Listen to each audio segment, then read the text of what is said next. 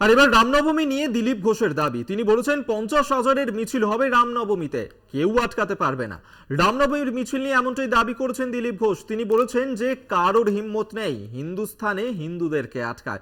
আপনারা জানেন যে সম্প্রতি কলকাতা হাইকোর্ট নির্দেশ দিয়েছে যে 200 জনকে নিয়ে রামনবমীর মিছিল করা যাবে, শর্ত সাপেক্ষেই রামনবমীর মিছিল করার অনুমতি দেওয়া হয়েছে। এবং তারপরেই দিলীপ ঘোষের এই বক্তব্য জানিয়ে ইতিমধ্যেই বিরোধী শিবির তারা কিন্তু সুর চড়িয়েছে, যেখানে দিলীপ ঘোষ তিনি দাবি করছেন যে কারোর হিম্মত নেই হিন্দুস্তানে হিন্দুদেরকে আটকায়, 50,000-এর মিছিল হবে রামনবমীতে। আর কি বলেছেন দিলীপ ঘোষ, শুনুন। 200 নয়, 50,000-এর মিছিল হবে, কেউ আটকাতে পারে না। এই দেশ রামের দেশ, রাম মন্দির হয়েছে 500 বছর আগে, হিন্দুরা বিজয় উৎসব পালন করবে। আমি আপিল করছি হিন্দু সমাজকে, হাজার হাজার লোক রাস্তায় নামুন, দিলীপ ঘোষ আপনাদের সঙ্গে আছে। ত্রিশূল ধরেছি, সব ধর্ম দরকার হলে হিন্দু সমাজের জন্য। কোনো বাপের বেটার হিম্মত নেই হিন্দুস্তানে হিন্দুদের আটকায়। কোর্ট আদালত সব কিছু আমরা তৈরি করেছি, সংবিধান আমরা তৈরি করেছি এই দেশকে রক্ষা করার জন্য।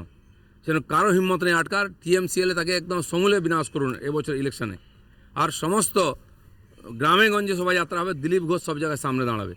মামদোবাজি পেয়েছো নাকি? 500 বছর আমাদের পূর্বপুরুষরা বলিদান দিয়ে রাম মন্দির প্রতিষ্ঠা করেছেন, আমরা বিজয় উৎসব করবো না? তোমরা এটা গ্রিগিং করে ইলেকশন জিতে গিয়ে বিজয় উৎসব করো। সেই জন্য আজ থেকে আমি তো নিজে শোভাযাত্রায় থাকছি, 4 দিন আমি নিজে রামনবমী পালন করব। কার কত দম আছে আটকাক। আর এদেরকে শোনালাম দিলীপ ঘোষ তিনি ঠিক কি বলেছেন। আমরা এই নিয়ে কথা বলবো। সিপিএম নেতা তন্ময় ভট্টাচার্য এই মুহূর্তে আমাদের সঙ্গে টেলিফোনে রয়েছেন। তন্ময় বাবু, যেখানে কলকাতা হাইকোর্ট শর্ত সাপেক্ষে রামনবমীর মিছিল করার অনুমতি দিচ্ছে, সেখানে দিলীপ ঘোষ বলছেন 50,000-এর মিছিল হবে রামনবমীতে, কারোর হিম্মত নেই এই মিছিল আটকায়। দিলীপ ঘোষ যদি কোর্টের নির্দেশ না মানেন, সেটা দেখাটা প্রশাসনের দায়িত্ব। কিন্তু প্রশাসন, তাদের সঙ্গে তো বিজেপির সেটিং আছে। আরএসএস এবং বিজেপি তারা তো পরস্পরের সঙ্গে সম্পৃক্ত। আর রামনবমীর মিছিল মানে তো আরএসএস এর মিছিল। সুতরাং এ নিয়ে আমাদের মন্তব্য করার কিছু নেই। মিছিল করবেন, ভালো, মিছিল করুন। বেশ, ধন্যবাদ আপনাকে। তন্ময় ভট্টাচার্য সিপিএম নেতা আমাদের সঙ্গে টেলিফোনে ছিলেন।